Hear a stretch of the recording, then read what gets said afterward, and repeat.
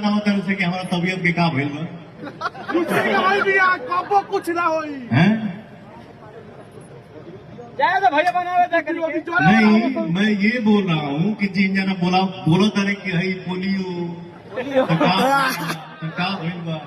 तो मैं तो इस मंच से ये ऐलान कर रहा हूँ कि जगह में दम होके ना तो आके हमारे सामने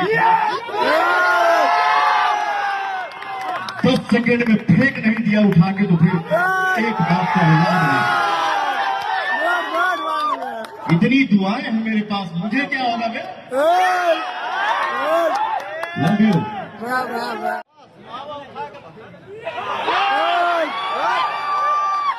एक बात है, जैसे सभी लोगों ने लिया,